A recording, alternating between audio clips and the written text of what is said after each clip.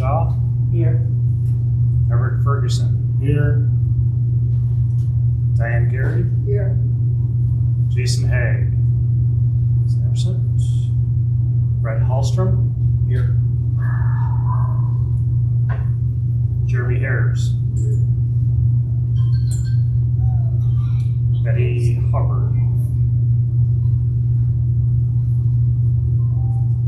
Dave Hubble. Here. Fiona. Sandy Johnson. Here. Gloria Lance Taylor. Here. Bill Little. Here. Kevin Lightfoot.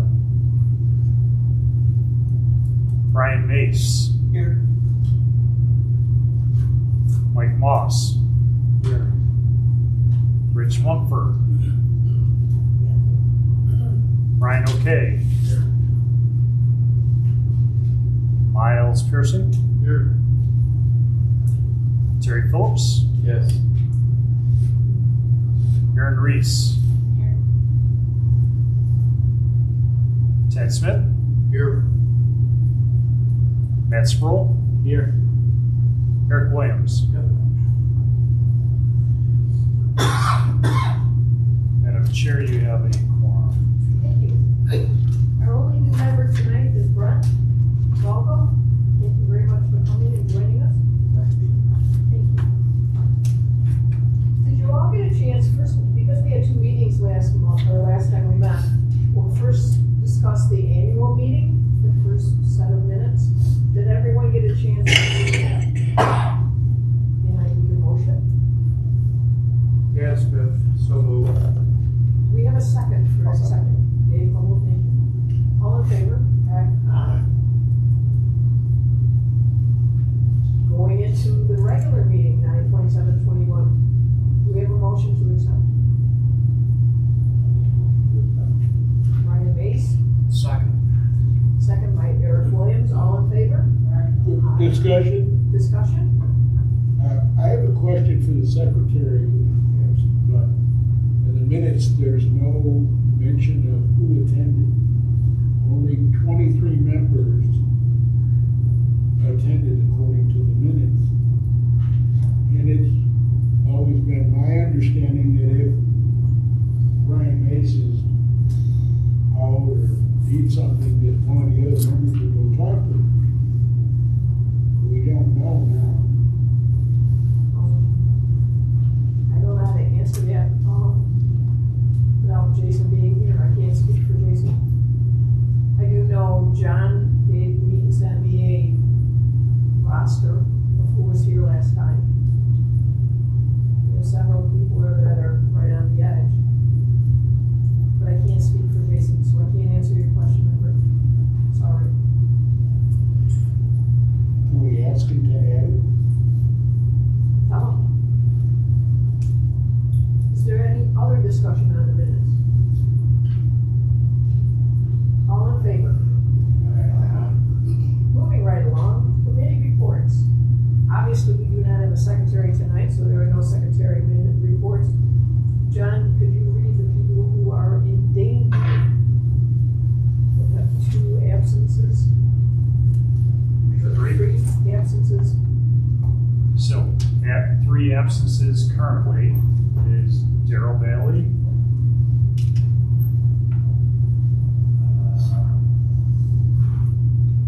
Betty Hubbard,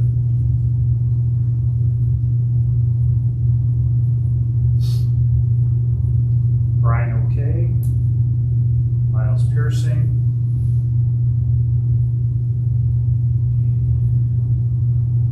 that's it. Thank you. I was at the last meeting, like how long do I stand in this? It's a rolling 1-year calendar. Yeah, it's not just last time. Yeah.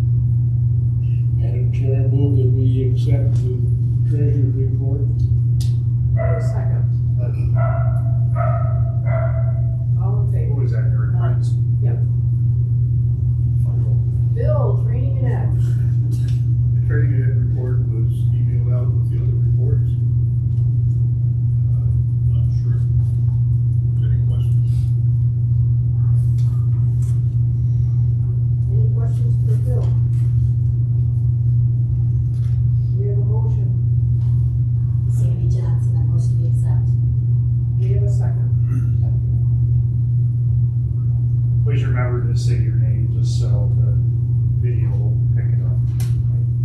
So we have a motion by Sandy Johnson, second by Brian Mason, all in favor. Executive, I did not write a report, but I will tell you we've been very busy. We have a lot of things accomplished. The committee list is done. So if you want to find out what committees you are, got it right here. As you know, we have 3 new medical directors. John will tell us about that during revamp. And we're moving along. Anything to add? The audit's coming up. The audit is coming up. So far, we're doing very well. Anything else you want to do?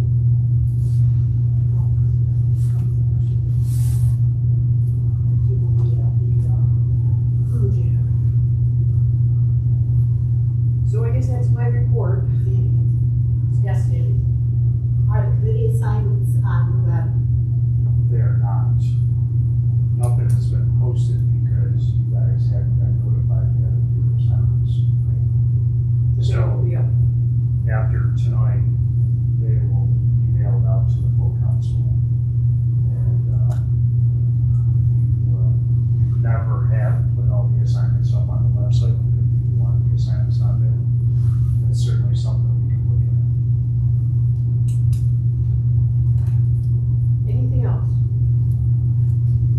Motion to accept? So moved, Dan Smith. Do I have a second? Second, Edward Ferguson. All in favor? Public relations, probably the report, yeah. Moving along into remap, John? So as Diane alluded to, we do, for those of you that are not familiar, we do have 3 medical directors under contract to take over the duties from Dr. Davidoff as he's now in sunny Florida. We have Dr. Matt Talbot that'll be handling the administrative stuff, our CMAC representative, as well as the REMAC chair, Dr. Scott Glick, who will be focusing mainly on quality assurance and education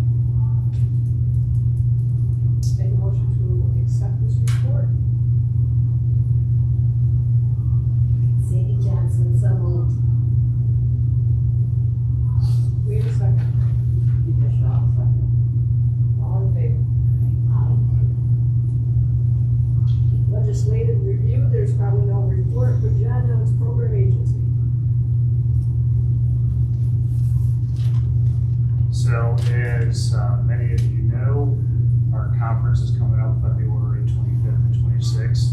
Happy to say that we have a full, complete set of speakers for our presentations. We are finalizing stuff with the online registration process. I sent out last week an email requesting if you were interested in having your registration covered as a council member through us for free, but there's a caveat: you must be willing to, in turn, help us set up during the event or take down all the stuff. So if you're interested, I need to know probably by the end of business tomorrow, so that I can get this stuff to the folks at Hobart, so we can open up registrations. I don't think we've ever been in this position before, so pretty enthusiastic about that. John, what position? I'm sorry. You said, I don't think we've ever been in this position before. Having the conference material wrapped up and ready to present for registrations. For many years, it was middle of January at best.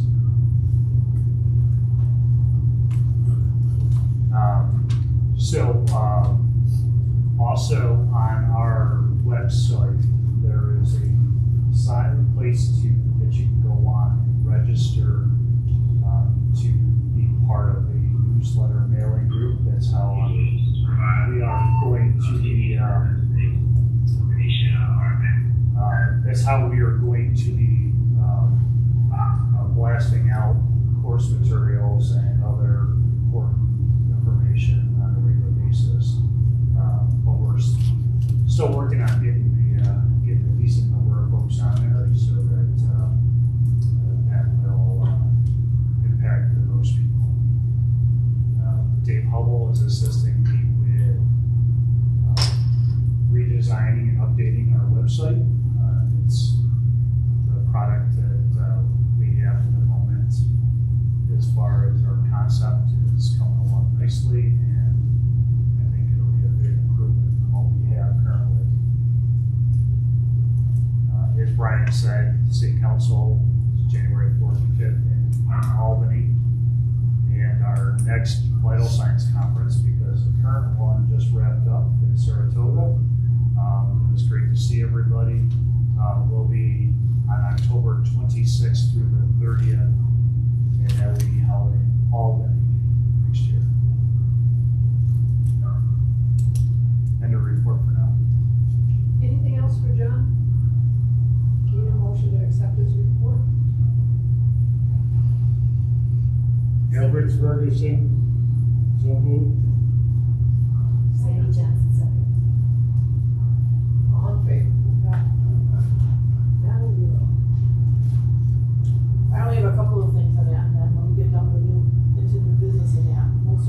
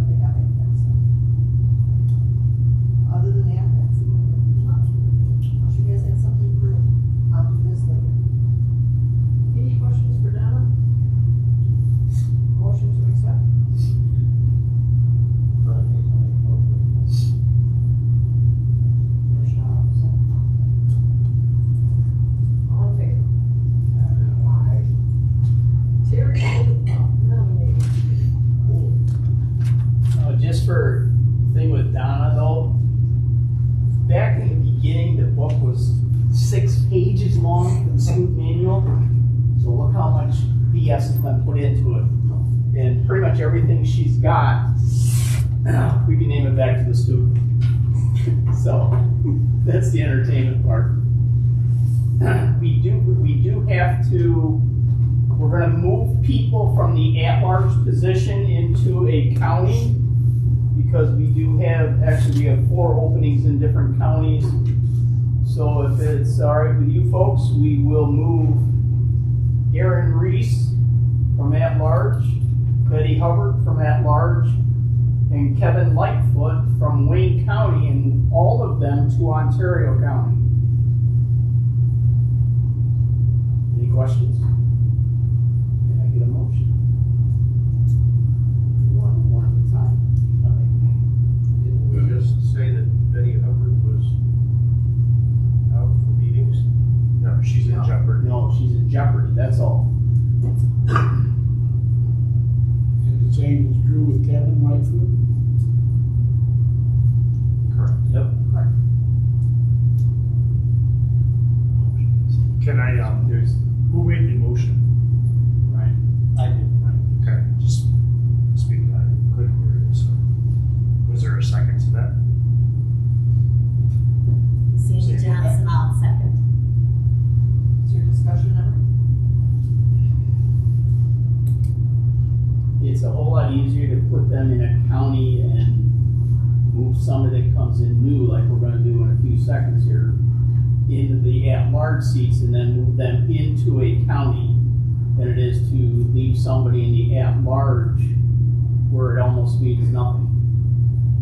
All right, so this way they got a place to stay and a place to represent. So it's a lot better to move them. Okay? So we've got, need a vote on this, Russ? All right, so we've got a thing for Brian and an okay from Sandy, so all in favor say aye. Any opposed? This passes. All right, we do have 3 more people to bring on, and I'll give them to you in the order in which I've had them. The first one would be Jamie Callard, and I believe Jamie still lives in Victor, doesn't he? Can't pick one. Is he in Canada's address? Okay. See what? Yes. Yes, so Jamie's, I've had his thing about 3 months. So we need to see what we can do if you guys want to bring him on board. Where's he going into? He's actually, all these people are coming in now are going into the at-large positions. At what expiration date and I don't have any. I got it. So the at-large terms, so Jamie can come in with an expiration term limit of 22. So 2022.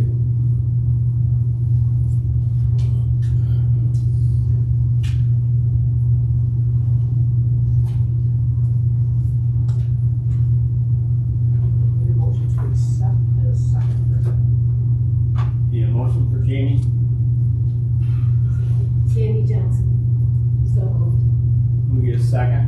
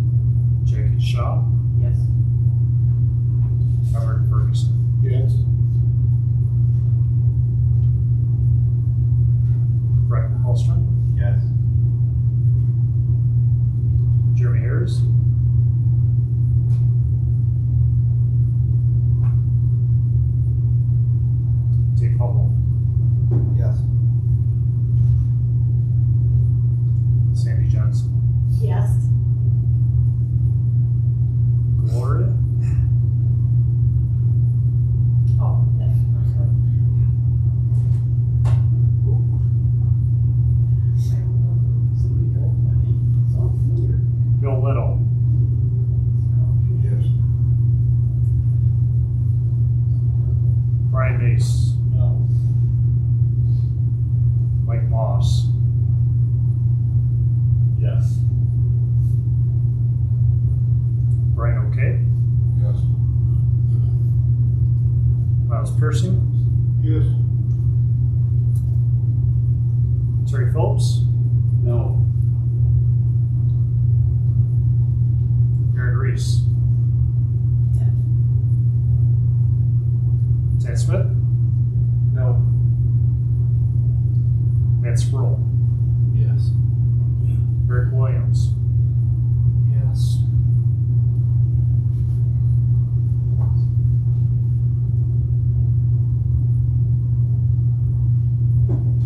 Next So- question. Oh, I'm sorry. 15 yes, and 3 no's. Before the roll call was done and everyone voted, should there have been a bit of discussion on who this person was, where he was from, anything, any information? And the reason I asked that most of us knows, are the rest of us that don't know this person missing something? I mean, usually when We you can. present someone, You can you present them and say this person has been in bring it this back up. an ambulance for 7 years and, you know, you tell us a little bit about it. You give me a name. I don't know anything about this. I think part of that is because he was on the council before and got taken off. He was applying for that. Oh, Because why, Donna? He was on the council before and was taken off due to attendance. He's applying to come back. And then we've also found out some other information. We're not even sure if he's gonna be around long, only because he is now working for Auburn Fire and EMS.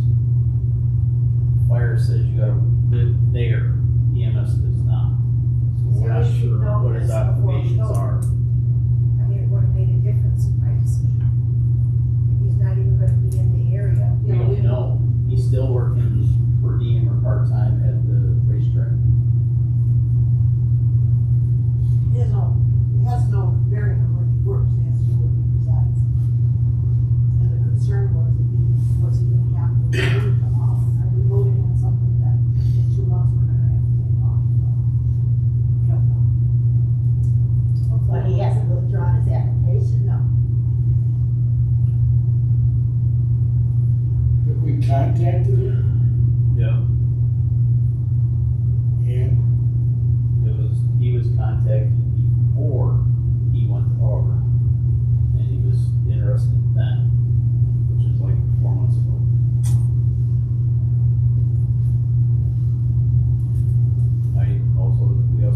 I also told him that if he changed his mind, let me know. We'll let you know as soon as we go. Well, worst case scenario, we do this in another 2 months.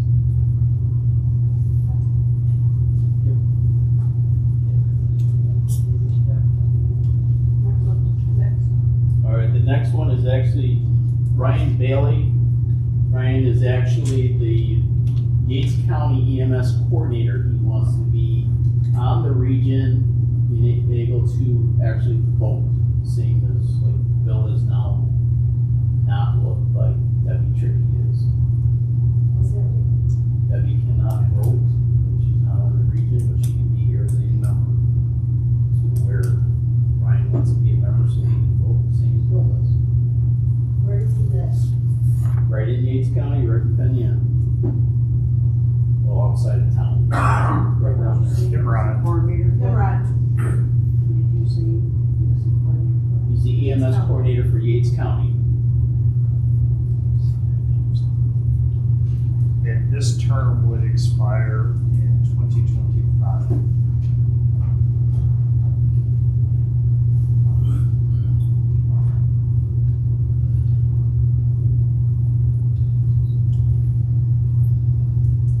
Any other questions about Ryan? There's a lot of Yes, questions yes, about yes, him. yes, yes. Answer your own damn questions then. You need a motion? We need a We do motion. need a motion. I'll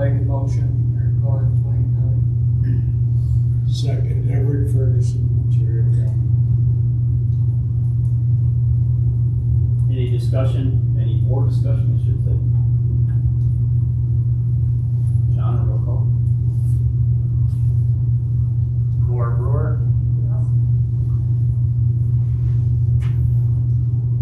Eric Burns, Yes.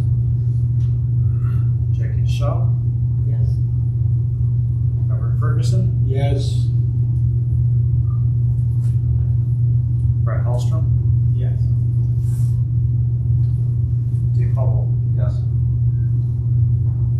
Sandy Johnson, Yes.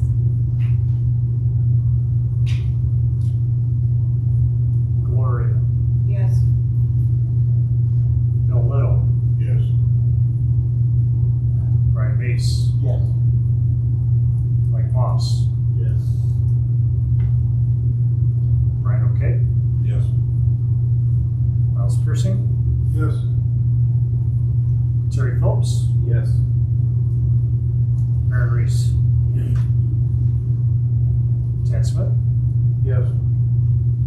Matt Sproul, Yes. Eric Williams. Yes. It's unanimous. And the last person is Katie Holt. She lives in Canandaigua. She also rides at South Seneca at this time. Looking for a membership here. What else do you want to know? How long has she been EMS? Not as long as you and I. Well, I don't think there's too many that have been. Well, maybe not. Maybe Diane, but Diane's pushing it. What year did she graduate that? I have no idea. 7 to 10 years is the best I can come up with. Because I don't have it here. That's a fair, you know, I wanted to know if she was brand new or if she's been Oh, there no, a while. she's been in there EMS for a while. And she's looking to join us to get closer to the politics side of the EMS world to see what actually happens, what does actually go on in our groups. Right? She's willing to step on any group call together to tell her what she's doing. This term will expire in 2024. 24? 24, correct.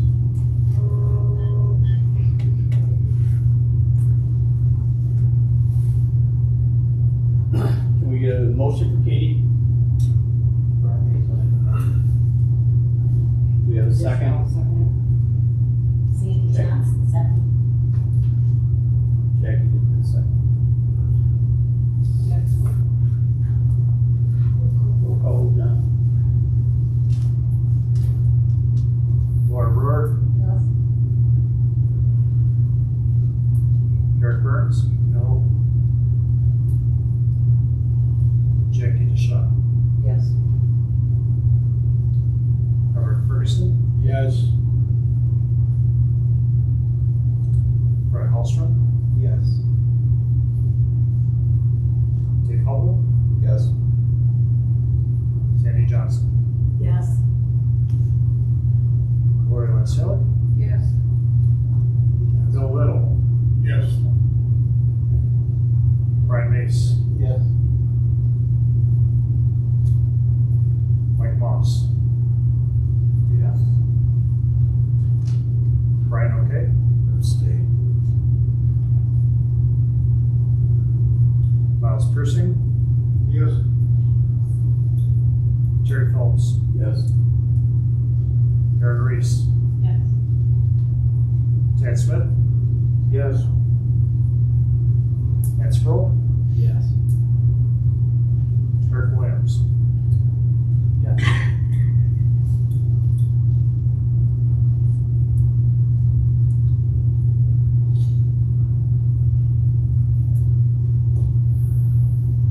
Yes.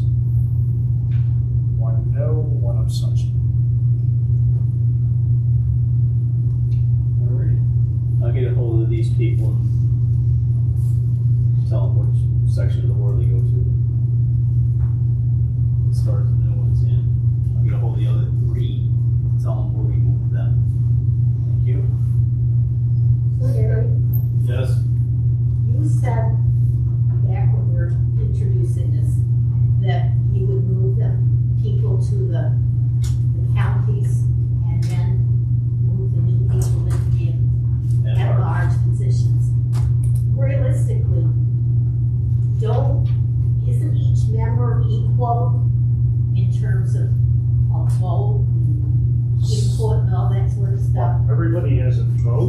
difference of the at-large versus the county positions is if you're an at-large, you're not eligible to run for a county position within the board of directors. So this, by moving them out of the at-large, that enables those individuals that have been around for a little bit to have the opportunity to serve on the board if they choose to. So it's more or less rewarding longevity. Thank you. Does that make sense, Sandy, now? Yes.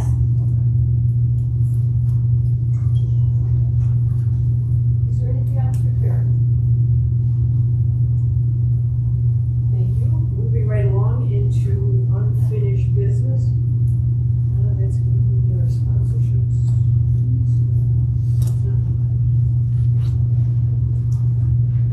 Well, actually, I don't see any unfinished business.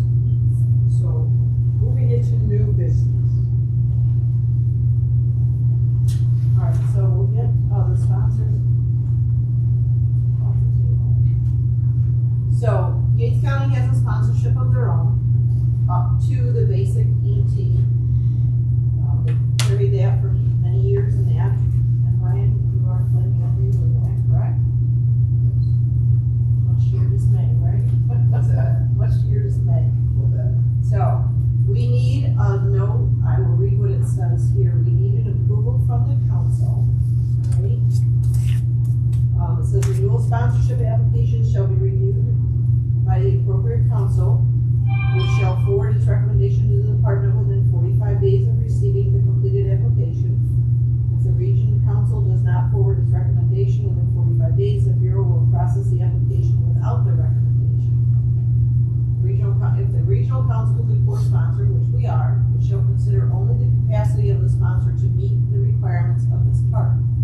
If the regional EMS council is not a core sponsor, it may consider the size of the potential student pool and the impact of an additional sponsor on the ability of existing sponsors. So with that being, we are a core sponsor, so we can only go on the capability of the sponsor to meet requirements. Do we need a roll call for this?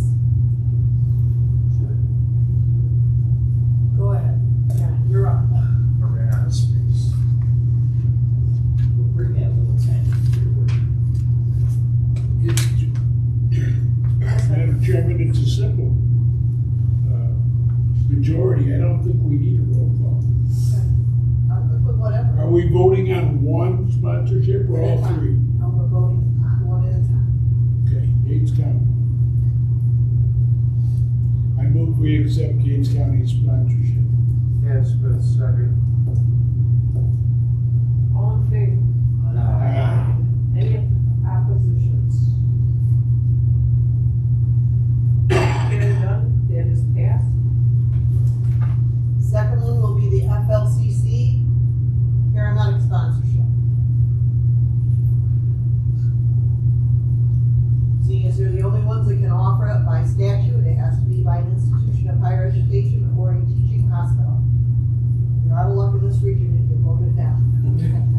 Make a motion to accept. Madam Chairman, I move we accept the sponsorship for the Finger Lakes Community College. I'll second. All in favor of endorsing the FLCC paramedic sponsorship? Aye. Any oppositions? All in favor, yes. Okay, the council has two. One is a sponsorship allowing them to offer classes from certified first responder up to critical care, which does include the critical care core.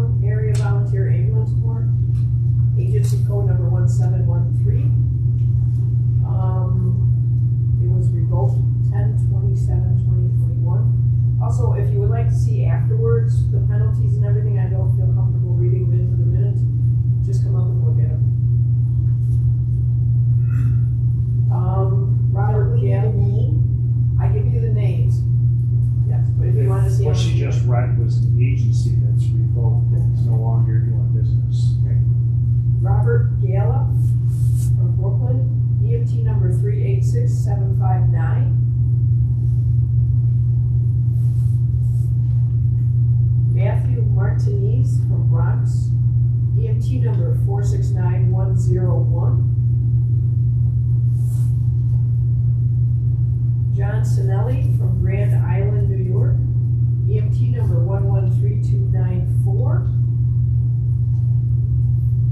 Christopher Howland, Amsterdam, New York, EMT number 367340. Sponsorship. Center for Allied Health Education in Brooklyn, New York, sponsor code 08091. Was that revoked? A civil penalty. So they're done business. Kevin McKeon in Lynbrook, New York, EMT number 144941. Giovanni Giavaria from Flushings, New York, EMT number 453942. Christina Correa from Brooklyn, New York, 424165. And the agency Ambulance Service of Fulton County, Inc. in Clifton Park, New York, agency code 1712. It was revoked 10/27/21. So these are up here for your viewing pleasure.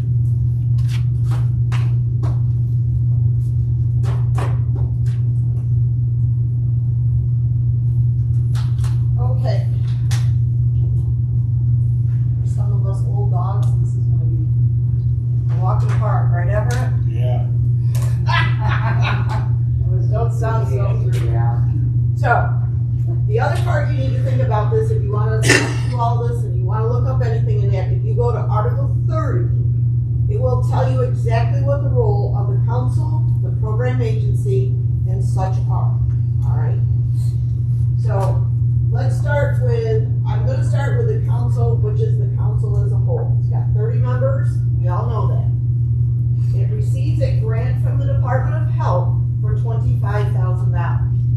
And there are stipulations in there on what the council has to do for roles and responsibilities. The major one of them, it states in there, is to oversee the education in 4 counties. So you can interpret that however you want. You're voting here on sponsorship for Yates County, the council, everything else like that. So that's where that sets, all right? Of that council, with that council, we have the program agency, which is technically owned by the council, right? Some program agencies in other regions are totally separate, but we are technically in charge, you guys are in charge of program agencies. That has $146,000 tacked onto that with specific items that are the responsibility of that program agency, director, coordinator, whoever you want to call John Sucker some days. But it is responsible for REMAC, QA/QI, CAD programs, medical director, assistance. It also takes care of assisting with some, what's that? The annual conference. An annual conference and assisting, yes, Tell them what bad stands for. I don't think a lot of them know. public access to fibrillation. If they don't know it by now, they really don't need to be there. But, and the conference, so that comes in with some other things. And again, CNEs are part of John's as well, or part of that program agency. And like I say, if you want to take a look at it, take a look at Article 30, it lists everything that's up there. The council also has a specialty sponsorship, which includes the CLI, CIC courses, putting them up to get new CLIs, new CICs, updating the CLIs and the CICs with new things that are coming out, and different things like that. There is no money attached to that, except for every CLI or instructor that we update when I bring them, drag them all in, kicking and screaming, right, Corey? And that they have to go through a state-sponsored update once every 3 years. So we get a course number, I put the schedule together, put a course number with it, bring them in, and it is a $15 reimbursement from the Department of Health for each one that goes. That is the other rest of that, excluding any food, comes from program agency to get that up and running. We can get specialty lectures in for that, we can do different things for that, but that is basically that sponsorship. You have 3 regional faculty right now. I have been one for eons. Heidi Stovey is the other State of New York Bureau of EMS is the third one. This, and Brian, go with me on this here, because the state just brought on a plethora of other regional faculty. We had to apply or reapply, and new ones had to apply about 2.5 years ago. If you were still interested in staying regional faculty, if you were interested in being new regional faculty, and then COVID hit, and that's where it's set. So they just finished going through that and appointing those folks. Actually, we got appointed just before vital signs. We got our letter, so we've only known about 2 weeks, maybe, right? At best. Yeah, sure. So. I don't even have a list yet, so. Oh, okay. Well, I know the letters went out, but. The initial. Because you had to accept, and they didn't want to tell us who they were sending them out to, just who was accepting and who was going to be regional faculty eventually, so. The initial, yeah. So that's where we come with that. Again, you always have heard us talk about the NEMC conference that they can go to become CLIs and CICs and such. But we can also go with the state's curriculum. That is in the process or just finishing being updated. So at some point in time after the first of the year, we'll start rolling out some of that as well. Then we have the FLCC paramedic sponsorship, obviously is there. The council also has an affiliation with American Heart. We are a training center for American Heart. And we also are affiliated with the FLREMSC sponsorship, so, which is up through the critical care core. Then we bring along and we have FLCC, which is the Finger Lakes Community College, has an affiliation with the sponsor and has had since 1986. I think Everett and Diane and I are some people we go oldies with that. But anyways, it is an affiliation in which the college provides space for us. Obviously, if you're in the Geneva campus, you know where we're located. In the 30 years that we have been affiliated with them, we have been moved around several times. We were here for a few years. We were at the old Geneva campus once. We came here, went back to the old Geneva campus. We went to the VA. We've been all over, but we are planted now, hopefully permanently, in the Geneva campus. They supplied myself as the coordinator, director, whatever you want to call it, to oversee the sponsorship and to assist the council as needed. They also provide Leanne. Legan, as you all know, is the counselor typist in their office manager, whatever you want to call her. And so she takes care of banking, or all of us take care of that. But she does assist with making sure we get classes scheduled and that we get everything set with the state, all the paperwork gets sent in and stuff like that. And just to interrupt for a minute, just to let you know, she is retired at the end of December. So the affiliation, and what happens with that is we register the students up front.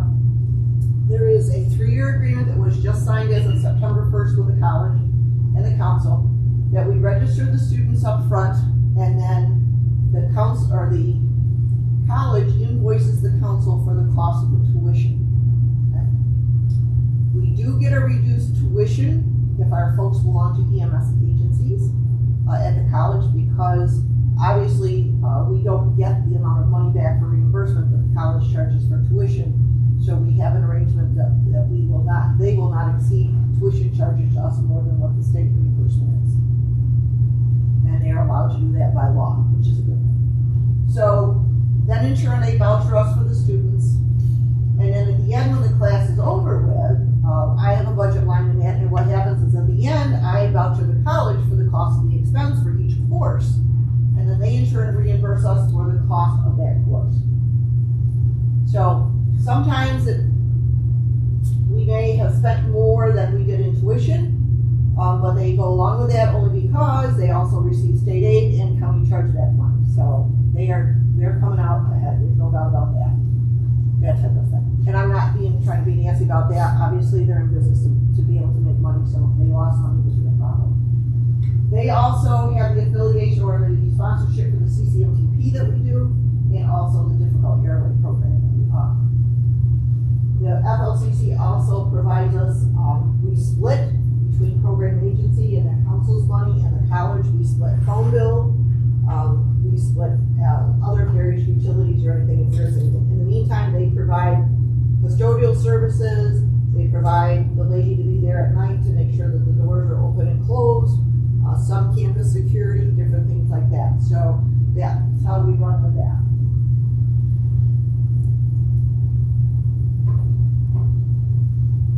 Questions so far? Probably as clear as mud. So it's a nice, it works well, it works together. I didn't say it doesn't. It does work together. It's kind of worked this way for the last, since 1986. You know, before then, when we first got started, we didn't have the FLCC sponsorship or the Yates County sponsorship.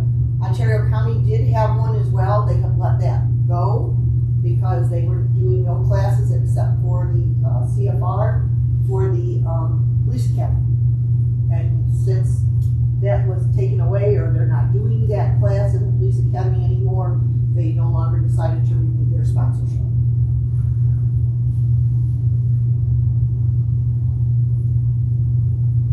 Questions? Ryan, questions?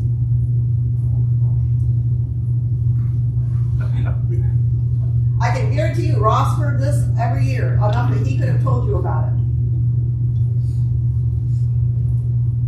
So, I will give you a little heads up. We had Ed Ronsky and Marjorie here one year. And we explained this all to them. And Ed said, okay. Marjorie was confused and they left and never came back and asked any more questions. But Ed said if it works, that's okay. Questions ever?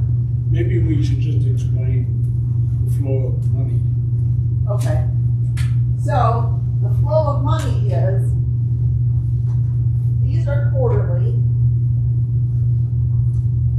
The council and the program agency, every quarter, at the end of the quarter, we have to voucher Department of Health for the monies that are spent for that quarter. We cannot vouch for anything ahead. We can only vouch for what we have expended for that quarter. And then we hopefully, not be naughty to the state, but they're not really good right now about paying bills. But the other issue is on that they reimburse us, and that's what gives us money to roll for the next time. Some of you have been around long enough to know that for sometimes, probably in the last 30 years, we've had probably at least 6 or 8 times where we have threatened that we had to almost think about closing because their reimbursement was not coming forward. Many of you will remember Syracuse for the Central New York. They closed down around the Thanksgiving time for many times because they were not getting reimbursement from the state. But that works for the 146, that works for the 25,000, and so that's why the college is kind of like our bank, because they give me money back when I voucher for the classes, so I can always keep the classes going and stuff like that, and the turnaround. But sometimes it can get a little dicey as to when that money's coming, as to what we're doing and what we're going to expend out. And again, we can only voucher for what we get. We can't voucher for the 146 and go, oh yeah, we'll spend it by the end of the year. Fiscal year is July 1st to June 30th of every year. So again, we have to make sure that we plot it out. John does a budget for all of the 146 and the 25 to figure out how much we think we're going to spend each month on salaries, medical directors, anything else that's coming up along the way. And then we have to submit that in for payment with a voucher quarterly. The classes, once we do the practical exam for the students, I have to voucher within 7 days to the state. And then that money comes when it comes. That's all I can say. It's supposed to be within 6 weeks, it comes when it comes. Then the issue we have now as to why we went to charging up front is because now with the computer-based testing, where the student has up to a year from their original test date, their scheduled last day to class, to take their 3 tries, we receive no money until that person has tested and we get their test results. Then we have 30 days from that point in time to voucher the state to get that money. Now, I can guarantee you that every Friday I pull up to see, because I have a code that I can go on there to see who is tested in that week so that we can voucher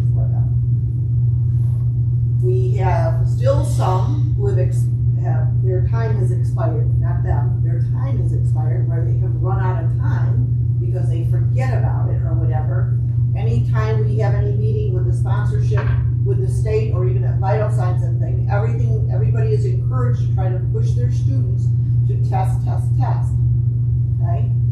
Because the students can go online now and register to take the online exam. Before, we always had the exam the third Thursday of every month. Kids were where they had to be, they take the test, and within a month to 6 weeks, I usually had test results for that entire class. Now it doesn't work that way. Sandy, you had a question. Not a question, a statement. We're still only paid for the people who pass. Correct. We are only reimbursed for the people that pass. So the way it works now is everybody pays up front for their classes, irregardless. Then if the student passes, okay, we will assist reimbursing the agency that paid for them up front. Also tell them how many are not taking. Right. You just charge them the state reimbursement rate? We charge the state reimbursement rate and a little bit more for some supplies and fees, because I have to cover fees. So, yeah. We'll do that. How many are not taking? Well, this is the issue, and I'm gonna pick on Matt only because I can. All right. So one of the things comes down to if you all belong to agencies or you're all in your own whatever with your agencies and that, you need to keep on the kids that you have in your organizations because you want to make sure that they are testing. They get to the practical, they take the practical, yeah, I'm going to go online and do it or whatever, and then they never do it. All right. We have students from spring of last year to summer of last year that never tested. Part of it is the fear of online testing, and it's two options that you can do for kids. You can go to a regular site. The closest one for us is either Monroe County or going to Syracuse, or I believe Watkins has one site that you can go to, you go online, they register for it, and then they can go take their written exam there. They have proctors there. When they're done with their computer and it shuts down and everything, it will spit out a piece of paper that says, hey, yay, glad you passed. You can use this as your temporary card, or sorry, let's try again. If it's a sorry, let's try again, they have to wait a minimum of 2 business days, and then they can go back in and re-register to take the test again. Okay? And the state has allowed a third chance now within that year. Always used to be 2, now there's 3. Okay? They are finding, though, Jean said last week when I was in Vital Signs, that some of the ones that are coming back and taking it the third time are a little bit more serious because now they realize it's now or never. And for the most part, she said it's probably a 50-50 whether they're going to pass or the third time. We always went with the thing, pass the first time, because if you waited to take the second test, sometimes you did not do as well. The other option that the students can do is that they can, if they can find a place where they have at home or whatever, and they have a computer availability that has video and audio on it, they can sign up to take the test on that computer, okay? But when you sign up to take it, you make arrangements where it's gonna be, the proctor gets a hold of you, clicks in on your computer. You have to take your computer, show it up around, underneath the table, everything around to make sure that there's nothing there that you would be cheating on, okay? Problems with that. We've had a couple of folks that have tried to take it at a fire department. Chief has set up their room or whatever, they can take it, stuff like that. They go in, as long as there's nobody in that firehouse, you sometimes have okay. The minute that siren goes off, the bells drop, where somebody comes in at firehouse and talks, shuts right off. And that's your time you've lost. Okay? I encourage them to go sit for the test somewhere else so they get their grades, but they have the right to do either way. Alright? And that's why I say to them, it makes it difficult if you have no place that you can guarantee is going to be quiet. I know Heidi Stovey took her last exam at home, her house, and she has a room that is an office or whatever, and before they would let her sit for her paramedic exam, she literally had to take all the books off the shelf and put out in the hallway. She had to go around that room and prove that there was absolutely nothing in that room for her to be able to pick up. The other situation you run into problems with talking to yourself, if you're reading the questions on the tablet or whatever, they can shut you down because they think you are talking to someone or somebody is trying to give you answers if you read them out loud. Alright? So that's why I say to folks when they say, which is the best way to go? I'm like, you can go either way, but just keep in mind, if you're going to test it, now, when they take their exam on their own computers, when they are done and they submit it, they get a thing at the bottom, a little line comes along and says whether they passed or failed, what their grade is. But they have to wait the 4 to 6 weeks for their grade to come in the mail, or their card to come in the mail if they passed. There's no way that they can get anything beyond that. Where if they go to Rochester or wherever and take it, and they get the sheet of paper that says they passed, that now is a temporary card for 60 or 90 days, I forget now. It's at least 60. Okay. Hopefully until they get there. Yeah, hopefully till they get their other one. Well, definitely, because they can cover up that. Right. So, trying to think about anything else. That's really basically how they're testing. The problem is we have a lot of people that are really nervous about taking computer testing.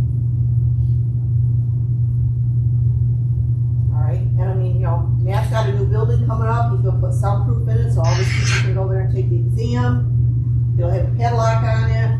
No sirens will blow when he goes out the door. No, huh? Probably come in with lunch at the time and then shut your computer down by mistake. Yep. Yep. We've had several students who have told us that they've been shut out, and of course that counts as the first time for them. They get a couple more chances. But it has been either they've been reading it out loud, and the proctor says, who's there? And if they say nobody or whatever, they can shut them down. The other one was where we hear lights, or where we hear sirens go off, they're in the firehouse or in different places like that.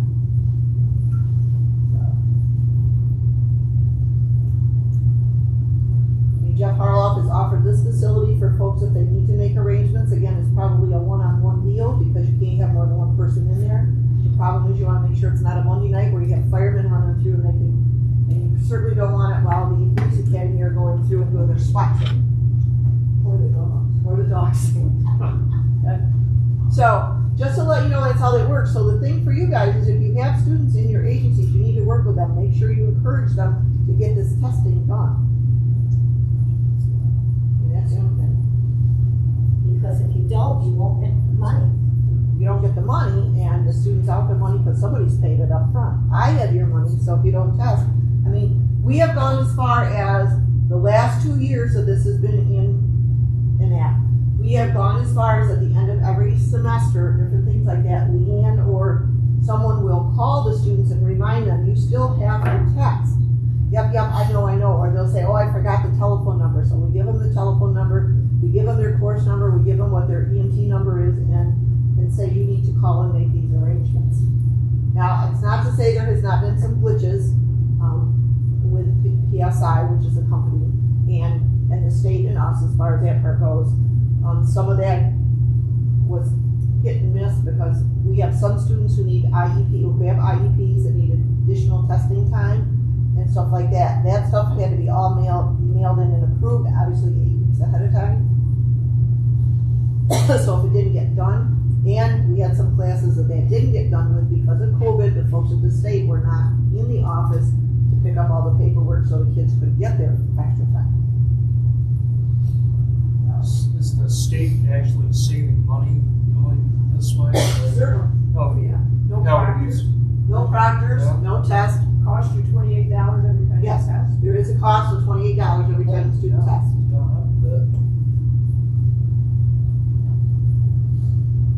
They don't mail the things out to you, they don't mail them back. And there's no printing cost for the test. Correct. And they're secure.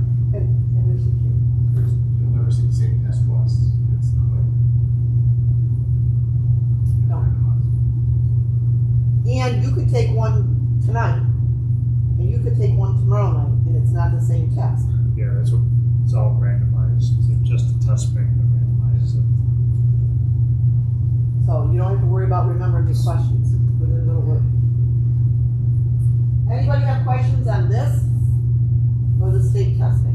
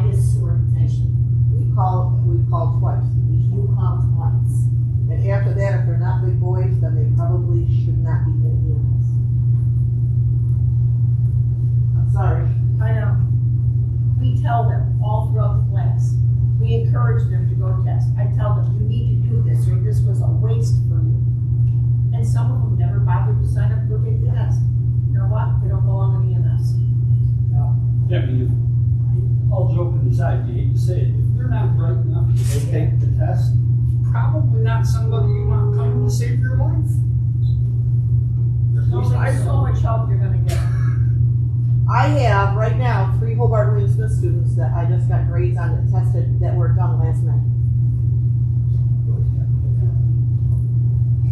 Because they just, I mean, kids are smart enough. It's not that they're not. It's just I called them the second time and said, you guys only had until May, and if you fail, you have to get your 3 in that time that's left. Now, there was a little confusion up front, and I will give the students that, because when we shut down classes in May of 20, classes shut down in March of 20.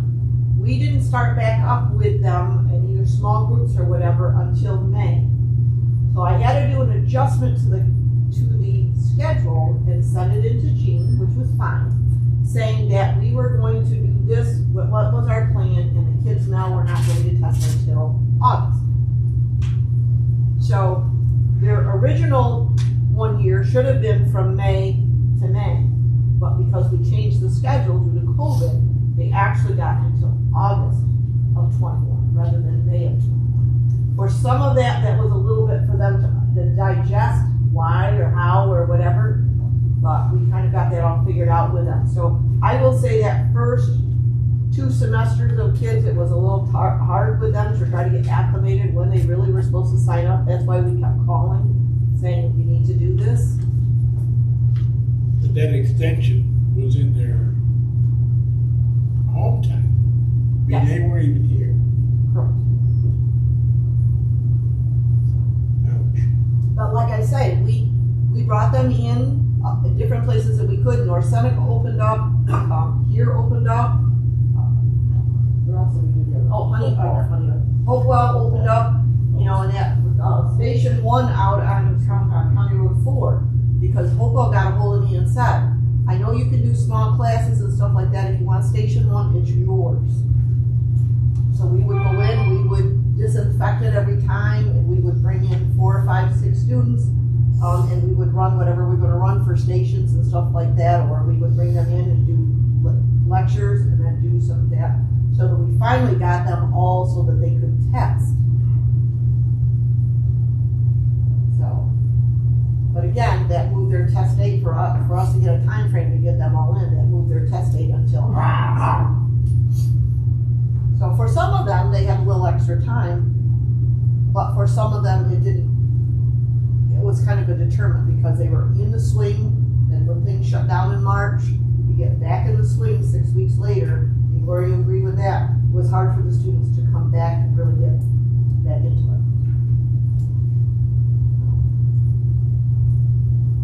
I don't know which would have been better or worse, just to scrap it and start it over again, or do what we did. I think they all did okay, man, all passed the practical, then you gotta get it going. Yeah, we gotta get into at least the written.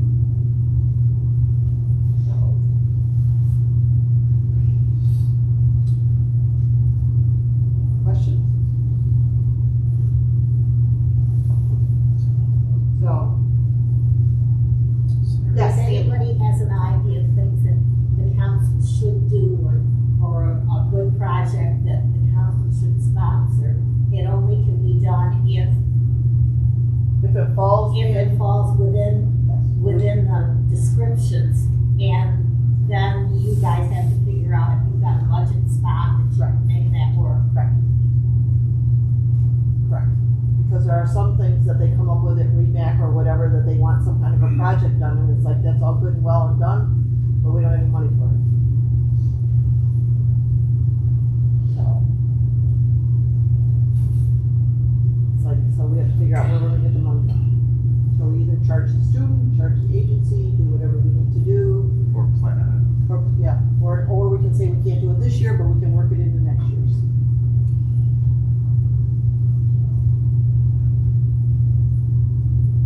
And it's also very important when we put classes on, especially some of our special classes, that we get people to go to the class without us being able to spend the money on that class. Now you screw up the whole budget for the year.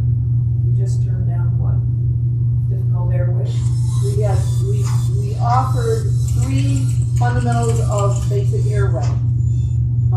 And one went. 2 of them, there was not one. Everett, a talking pacemaker. Hope you guys are having an awesome day. As always, if you guys are new, feel free to check out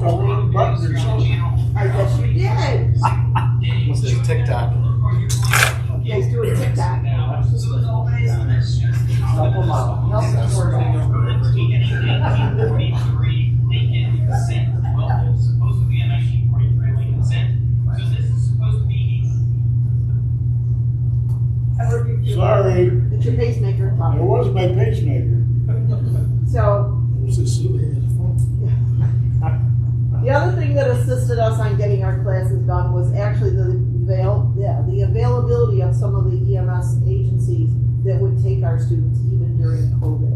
We had many that said they didn't feel safe taking them, and I can fully understand that.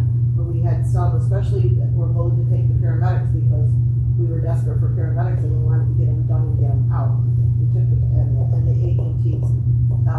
We did at the state's approval. We could do scenarios to help finish them up if they were short a call or two on ride time or whatever. And Heidi Stovey sat down and wrote 50 different scenarios that we could use for scenarios for the students to test out to see if we knew what they were doing.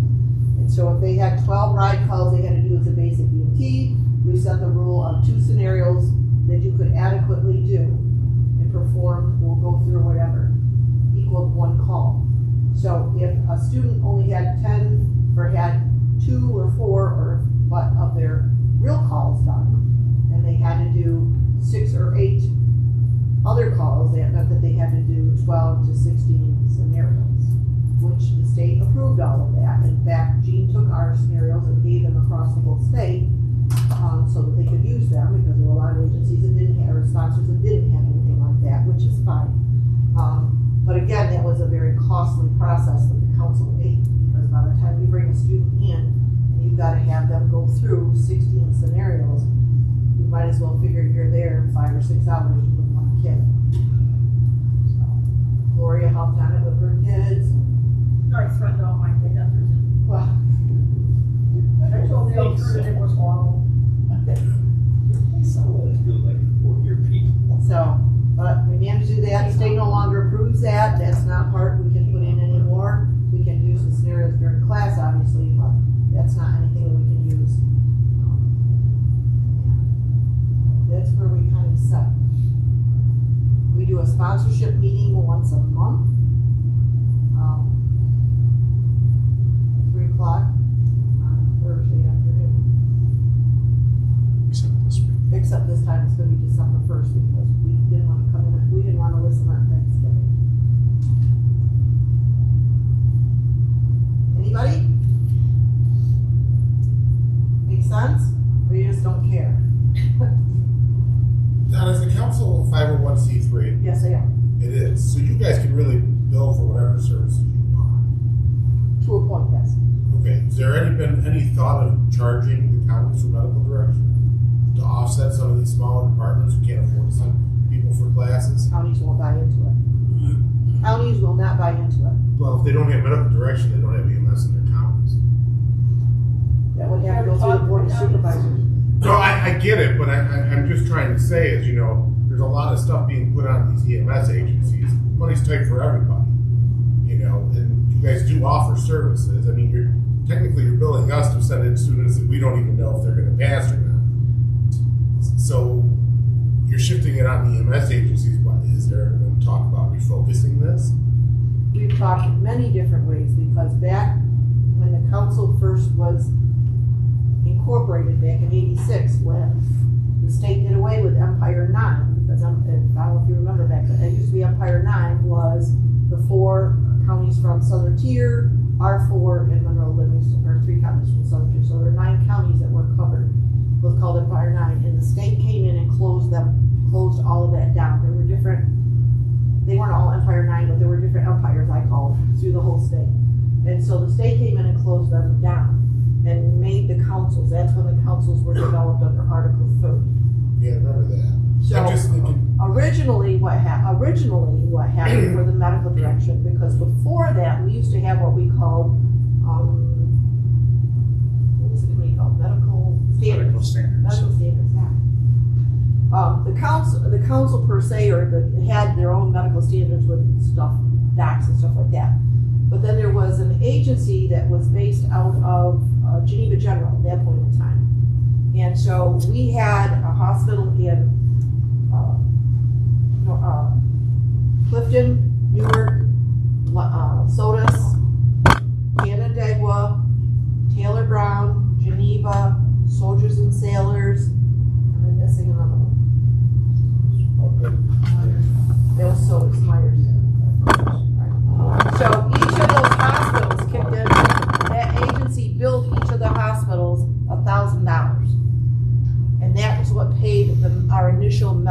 director expense, because we did not have program agency then. Program agency didn't come along until the early 90s. So to have a medical director that was in charge of all that, the hospitals bought into it then. That company or whatever has now since dissipated and they don't do it anymore. So, but that's how we initially got our medical direction paid for. And then when program agency came out, it talked about the ability to pay for the medical director. So that's where that has come from. But there's nothing limiting your revenue stream. You can basically do what you need to do in private service. The money you get from the state has to be earmarked for certain things. I get that. Correct. But, you know, EMO grants, emergency management grants, all that other stuff. I mean, if you go to a fire department, I go to my fire department, and I can take a fire class, it doesn't cost me now. But for EMS, the agencies don't get funding from the local municipalities for working this out. That's because fire is considered essential services. Right, there's nothing stating that you can't bill for your services. I mean, all these nonprofits that started out were now billing for ambulance service. Why can't the region bill for a service to help offset this? I mean, it's thinking way outside the box and different. I'm just wondering if anybody ever explored it. Just a thought. I mean, there's even been talk to build the agencies so much based on their call volume towards medical direction. Well, that's what I mean. I think these agencies are going to get a double whammy here in the near future. Because, I mean, this is a great plan of revenue streams, but what happens when one or two of those start falling off? The region's going to be in trouble. Well, exactly. I mean, the thing that has really helped them has actually been the colleges side, and that's how they've been able to not go as long. I can tell you that for a long time, up until this last year and a half or two years, we never charged up front. We always waited till they took the test. We didn't even charge for people that failed. All right? We took what we could, but with everything happening and students' aptitude not being what it should be, we had a lot less of them passing, and it was really depleting the pot. Originally, again, many years ago, before the CME program came along, you had refreshers. It was nothing to have a refresher class with 30 kids in it. And all joking aside, you could do 30 kids in a refresher for a 60-hour class and get the state reimbursement, and it didn't cost you nearly as much as what the state reimbursement was. So that was where we would have a little bit of a kitty to buy new equipment, to do different things like that with. CME program comes along, and I'm not knocking, I'm just saying, CME program comes along. First few years it wasn't too bad because people were like kind of like they didn't know if they believed it or not. And then it didn't go too bad, but now with Vital Signs Academy and everything being out there, you can get everything online now and do that. We are seeing fewer and fewer even refreshers and core people, CME people, because they can do everything online. Our courses are falling off. There's no doubt about that. Anybody that's been old enough to be here for any length of time, it used to be nothing to have an original and a refresher in all of the counties. And in Ontario County, we always had 2 originals and 2 refreshers. In Wayne County, we always had 2 and 2 every semester.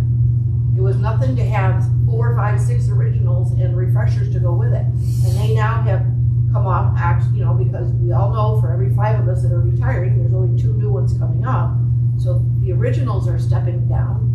People are deciding they don't want to become part of EMS or whatever. Refreshers are depleting.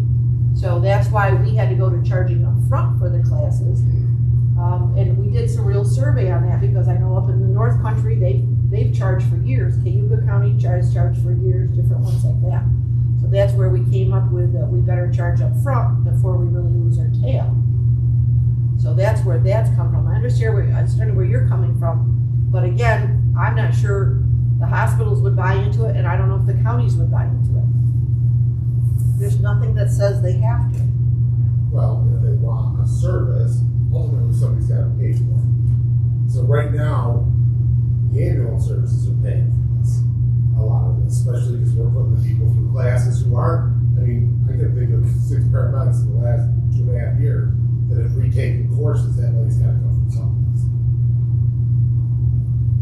And honestly, I know there's a lot more grants out there, especially for countywide resources and stuff like that. I just wonder if anybody looked into that business because something's got to change. changing for us. I mean, I know the college works with us with their grants people as far as if we're looking for stuff. The girl that's over there is always continually looking, is there anything that we can give you in that? We got, several years ago, we got a Matea grant, which is the Vocational Technical and Educational Act. We got a $20,000 grant they got for us through Matea. And what that had a stipulations, we had to take one module out of the EMS program, and what did we want to do it on? And that's when we did it on lifting and moving. That's when all the electric or battery operated stretchers were coming out, the new stair chairs, everything else like that. So they put 20 grand into that stuff for us for training. So I do know that they do look on there for us, but again, college is also saying too, a lot of grant money is drying up. Till we can get it back, you know, if something's gonna happen, so.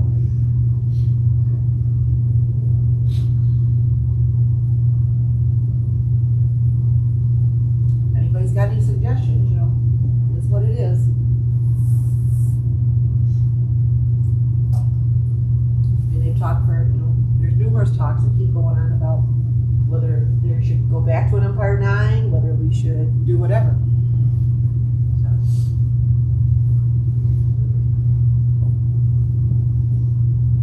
Brian, you want to add anything to this? No, it's not pressure.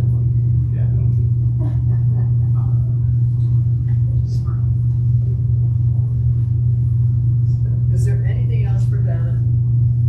No. Before we go, I want to remind you, your committee lists are out, and I really thank everyone that submitted what they wanted to be on. I tried to work very diligently to get you on the committee that you wanted.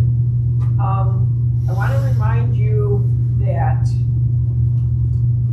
according to the bylaws, you can miss no more than 4 meetings in the rotating year.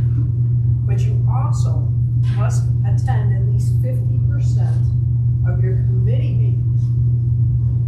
So if you're on a committee and you don't go, you can still be forced off council. So please remember that. Because we seem to be having a problem. It's the same people that do the same things. And this is not directed at anybody in this room, but I really appreciate you being on council. I value your opinions and your ideas. But I want you to remember, you do not have the power to say, I belong to the EMS Council and you must do what I tell you to do. I feel attacked. I know. Please, I don't have power. We don't have power. We are here as a committee to work together and have suggestions on classes and ideas and how we can better EMS in our district. There is no power here. Please do not go around threatening agencies that you will close them down or you will remove them. We have no power. Hopefully we're all kind, but we unfortunately, I'm speaking to the choir here. Our power is as a group. Right, but you have no individual power. I don't even have individual.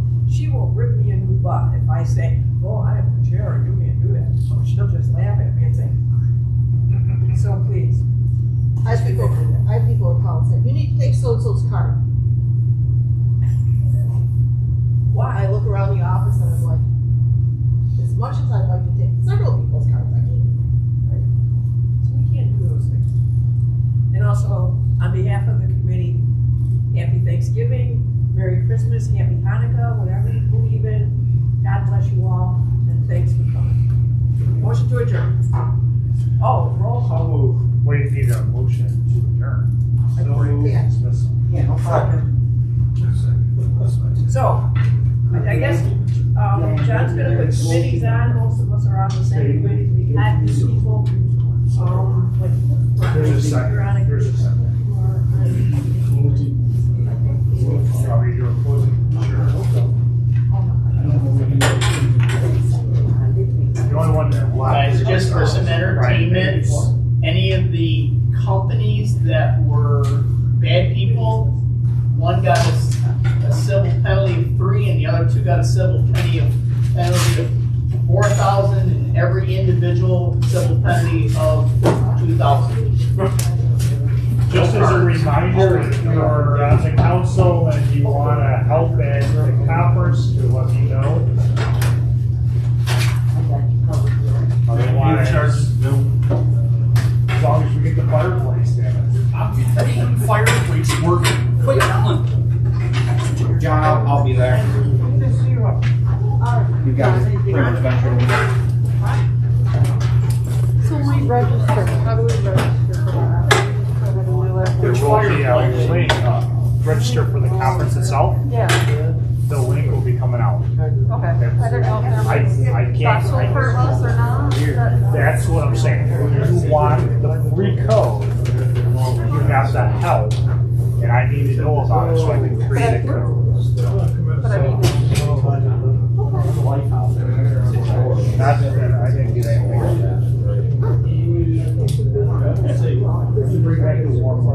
Yeah, no, really, I did. Right? I seen an email, I don't know if you just I had something pop up. I can.